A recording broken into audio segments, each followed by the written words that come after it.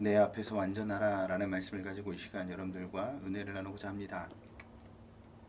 지난 시간 우리는 하갈을 살피시는 하나님에 대해서 살펴보았습니다. 하갈은 여주인의 살해 학대를 견디다 못해 도망쳐 나왔죠. 그런 하갈에게 하나님이 찾아오셨습니다. 그리고 하갈을 부르시면서 이렇게 묻습니다.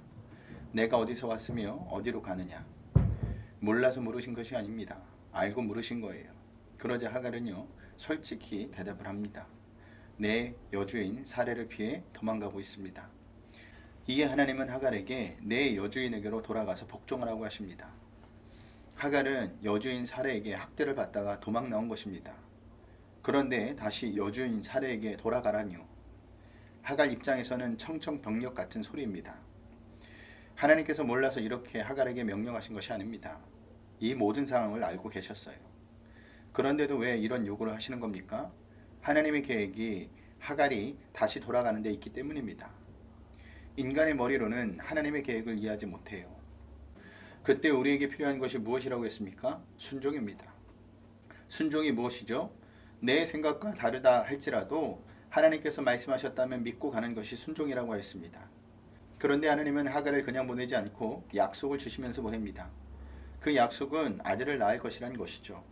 그리고 그 이름을 이스마엘이라고 지으라고 하십니다. 이스마엘이 무슨 뜻이라고 했습니까?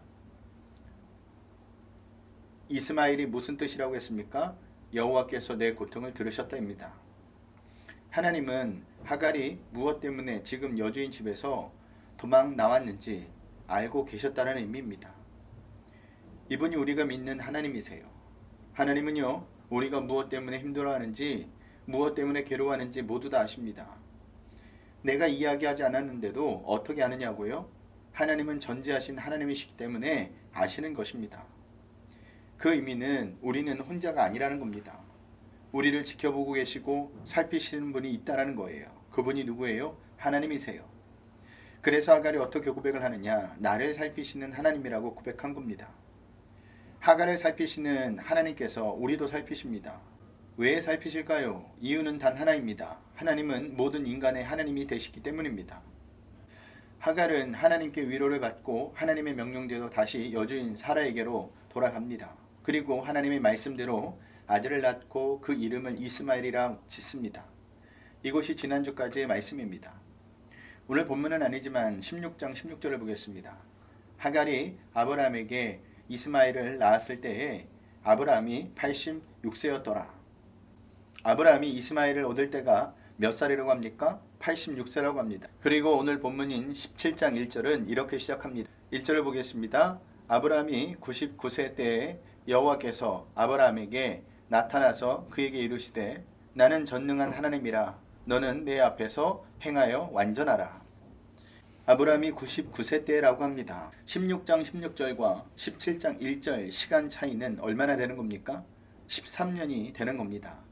13년 동안 하나님은 한 번도 아브라함에게 나타나지 않으셨다는 의미예요. 하나님이 침묵하신 겁니다.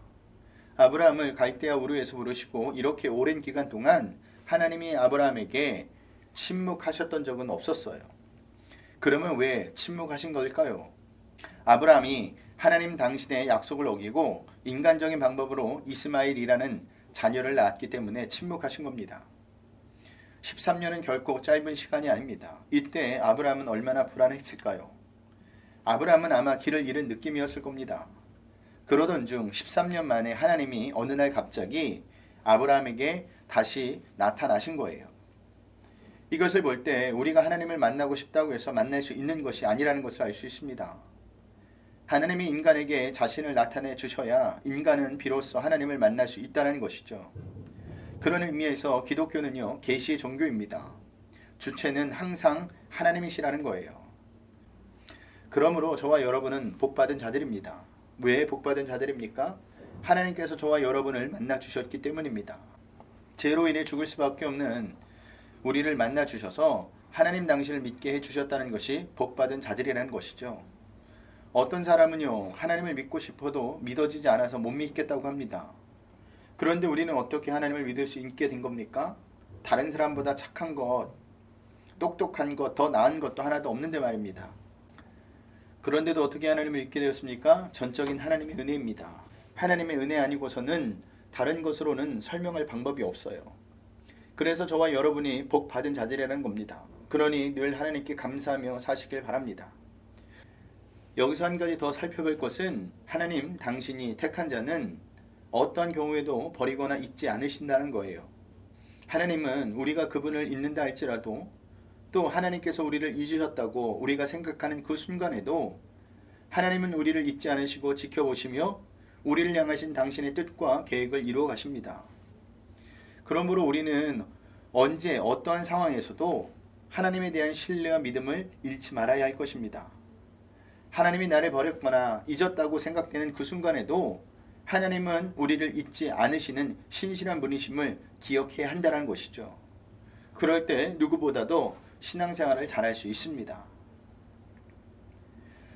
13년 동안 침묵하시다가 가장 먼저 하신 말씀이 무엇이죠? 나는 전능한 하나님이라. 히브리어로 엘 샤다이입니다. 하나님은 왜 이렇게 말씀하셨을까요? 그 이유는 당신을 믿지 못해 인간적인 방법으로 이스마엘이라는 자녀를 얻은 아브라함을 책망하는 동시에 하나님이 약속하셨음에도 그 약속이 실현 불가능하다고 생각한 아브라함에게 당신이 어떤 분이신지를 다시 가르치시기 위해 나는 전능한 하나님이라고 말씀하신 겁니다. 여러분, 하나님은 어떤 분이십니까? 어떠한 상황과 환경에서도 아브라함에게 자녀를 주실 수 있는 분이십니다. 자녀뿐만 아니라 모든 것을 하실 수 있는 천지를 창조하신 분이세요. 이렇게 전능하신 하나님에 대해 아는 것이 아브라함에게 필요했기 때문에 13년 만에 찾아오셔서 나는 전능한 하나님이라고 제일 먼저 말씀하셨던 것이죠. 뜬금없는 소리 같지만 이것은 아브라함에게 있어서 제일 중요한 문제였습니다. 이것은 우리에게도 아주 중요한 문제예요. 하나님을 제대로 아느냐 모르느냐에 따라서 우리의 신앙생활이 달라집니다. 하나님을 제대로 아는 자는 어떤 상황과 환경이 온다 할지라도 믿음이 흔들리지 않습니다. 하지만 하나님을 제대로 알지 못하는 자들은 상황과 환경의 지배를 받죠. 믿음은 온데간데 없어집니다. 그래서 우리에게도 하나님을 제대로 아느냐, 제대로 알지 못하느냐는 굉장히 중요한 문제입니다. 하나님을 제대로 아는 자만이 하나님께 제대로 순종할 수 있고 제대로 된 신앙생활을 할 수 있습니다. 그런 의미에서 여러분은 하나님을 제대로 아십니까? 이 문제는 신앙생활을 하는 내내 스스로에게 물어야 할 질문입니다. 자, 아브라함에게 나는 전능한 하나님이라고 하시면서 그 다음에 어떤 명령을 주시죠? 너는 내 앞에서 행하여 완전하라입니다. 완전하라는 메시지는 성경 전체를 관통하는 주제예요. 그런데 하나님은 어디 앞에서 완전하라고 하십니까? 당신 앞에서입니다. 그러니까 하나님 앞에서 완전하라는 것은 하나님께서 창조하신 대로 존재하라는 의미입니다. 한마디로 거룩해지라는 말씀이죠. 그런데 과연 인간이 스스로 하나님 앞에서 완전할 수 있을까요? 없습니다. 왜냐하면 인간은 너무도 자주 삶 속에서 죄를 범하고 살기 때문입니다. 하루에도 수십 가지의 죄를 범하고 삽니다. 그런 의미에서 인간은 단 한 사람도 예외 없이 하나님 앞에서 완전할 수 없어요. 그렇다면 하나님께서 이러한 인간에게 왜 완전하라고 하신 것일까요?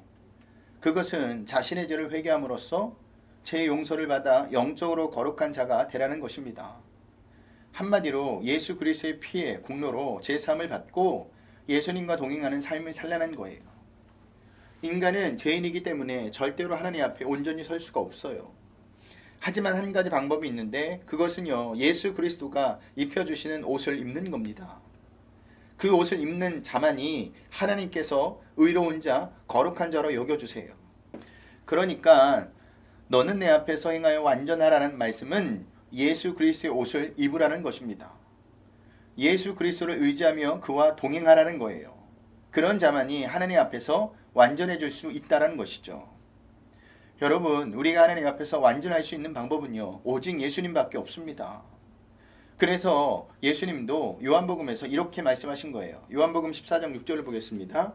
예수께서 이르시되 내가 곧 길이요 진리요 생명이니 나로 말미암지 않고는 아버지께로 올 자가 없느니라. 예수님이 하나님 앞에서 완전할 수 있는 진리라는 겁니다. 예수님이 하나님 앞에서 완전할 수 있는 생명이라는 거예요. 그러니 우리는요, 날마다 진리이시고 생명이신 예수님을 의지하고 동행하시면 되는 겁니다.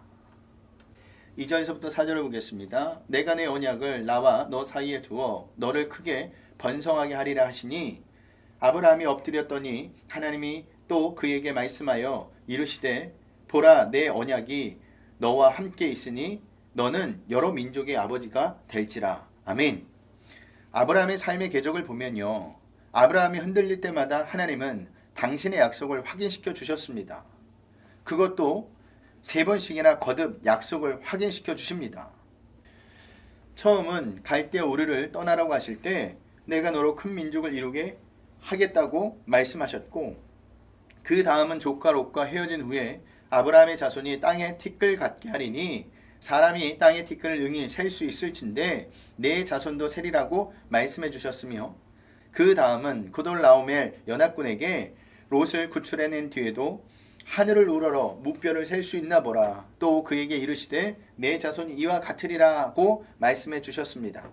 그리고 오늘 본문에서 이스마엘을 낳은 지 13년 만에 너를 크게 번성하게 하리라고 다시 말씀해 주고 계신 겁니다. 아브라함 입장에서 얼마나 위로와 힘이 되는 말씀입니까? 그런데 이게 끝이 아니에요. 하나님의 계획은요, 아브라함이 한 가정의 아버지가 되는 것이 아닙니다. 한 민족의 아버지가 되는 것도 아니에요.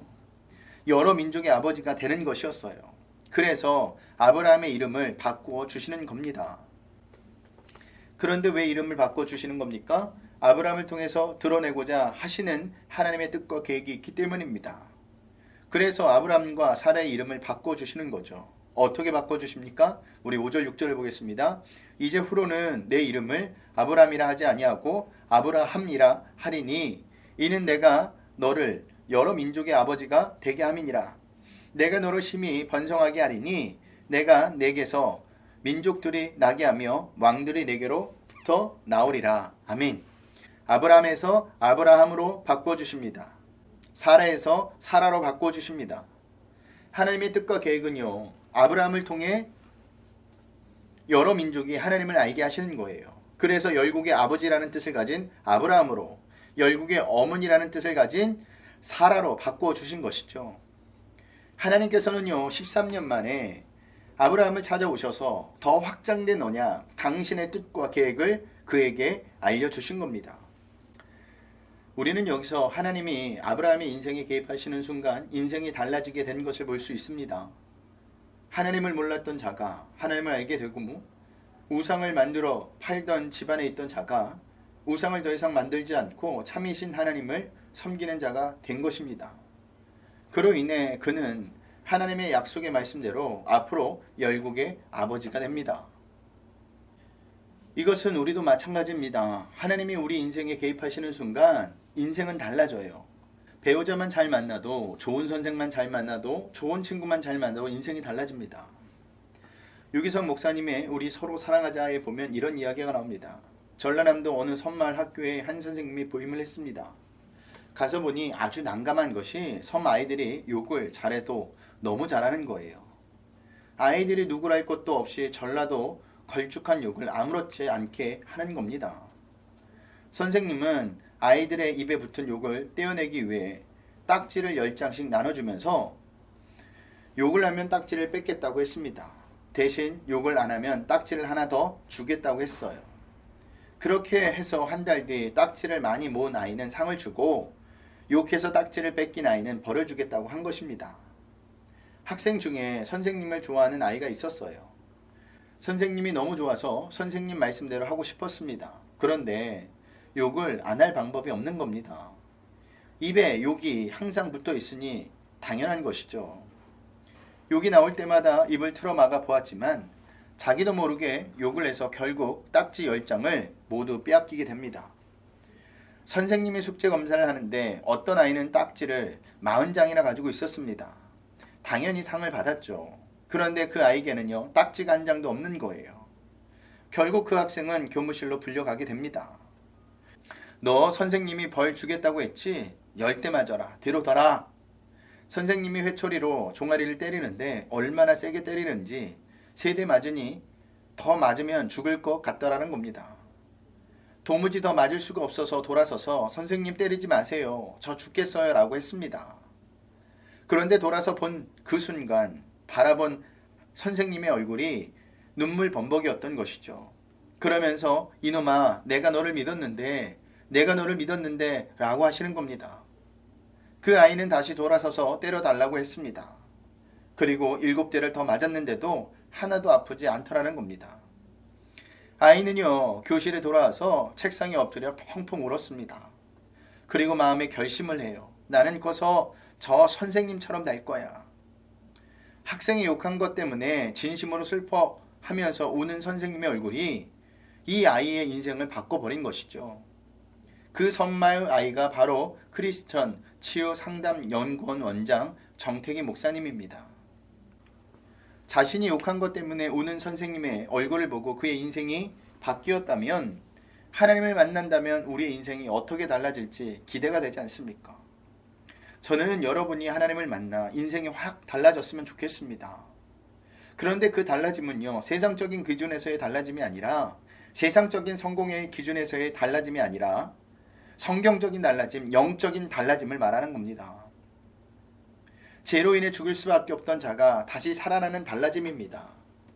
오로지 가치가 아닌 육적인 것에만 있었던 자가 영적인 것에 눈에 띄어져 하늘의 소망을 두는 달라짐입니다.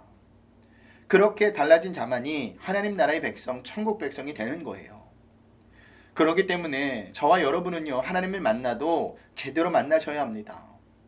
하나님을 믿어도 유별나게 믿으셔야 합니다.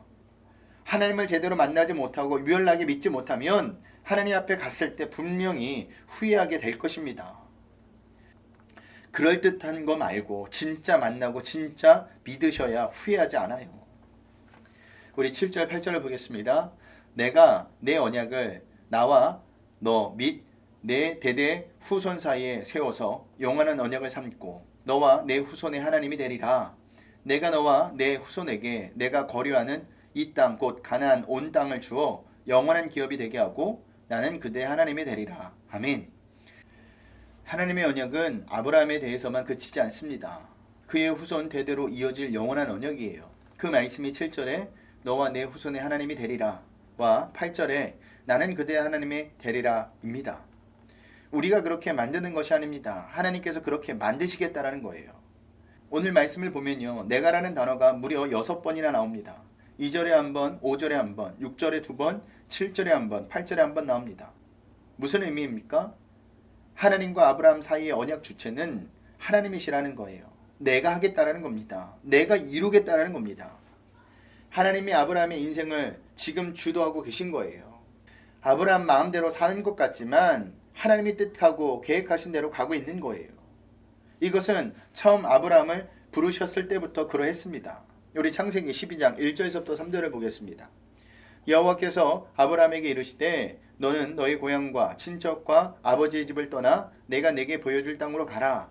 내가 너로 큰 민족을 이루고 내게 복을 주어 내 이름을 창대하게 하리니 너는 복이 될지라.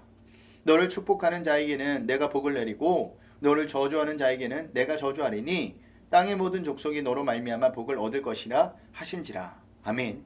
여기서도 보세요. 내가라는 단어가 몇 번 나오죠? 무려 4번이나 나와요. 1절에 한 번, 2절에 한 번, 3절에 2번 나옵니다. 하나님께서 아브라함의 인생을 주도하고 계시기 때문에 하나님과 아브라함의 언약은 어그러질 수가 없고 반드시 이루어지는 거예요. 이것은 우리의 인생도 마찬가지예요. 우리의 인생은 우리가 주인이 아닙니다. 하나님께서 택하셨고 부르신 순간부터 하나님이 우리의 인생의 주인이세요. 그렇기 때문에 우리를 향한 하나님의 뜻과 계획은 반드시 이루어질 수밖에 없습니다. 왜냐하면 하나님이 이끌고 가시기 때문이에요. 그러니 눈에 보이는 현실에 좌절하거나 절망하지 마세요. 우리는 결국 하나님의 뜻과 계획대로 될 것입니다. 그런데 그때 우리가 해야 할 일이 있습니다. 그것은요, 하나님께서 이끄시는 대로 끌려가는 거예요. 순종하라는 겁니다. 순종하면요, 덜 고생해요. 말씀을 마치겠습니다. 제가 4가지를 말씀드렸습니다. 첫 번째는 하나님을 만나고 싶다고 해서 만날 수 있는 것이 아니라는 것이죠. 하나님이 우리에게 자신을 계시해 주셔야만 만날 수 있는 겁니다. 그런 의미에서 우리는 복받은 자들이에요. 아무나 하나님을 만날 수 있는 것이 아닙니다. 두 번째는 하나님을 제대로 알아야 한다는 거예요. 하나님을 제대로 아느냐 모르느냐에 따라서 우리의 신앙생활이 달라집니다. 하나님을 제대로 아는 자는 어떤 상황과 환경이 온다 할지라도 믿음이 흔들리지 않아요. 하지만 하나님을 제대로 알지 못하면 상황과 환경의 지배를 받고 믿음도 흔들리게 되어 있습니다. 세 번째는 예수님만이 우리가 하나님 앞에서 완전할 수 있는 길이라는 것입니다. 하나님께서 우리를 의롭게 거룩하게 보시는 근거는 예수님께서 죄로 인해 죽을 수밖에 없는 우리를 대신해서 죽으셨기 때문이에요. 그 덕분에 우리가 의롭고 거룩한 옷을 입게 된 것입니다. 마지막으로 하나님이 우리의 인생에 개입하시는 순간 우리의 인생은 달라진다는 것이죠. 한 주간도 이 말씀을 붙들고 최선을 다해 하나님 앞에서 완전한 자로 신앙생활 하시길 바랍니다. 여러분의 인생은 여러분의 것이 아니라 하나님의 것이고 하나님이 주도하고 계십니다.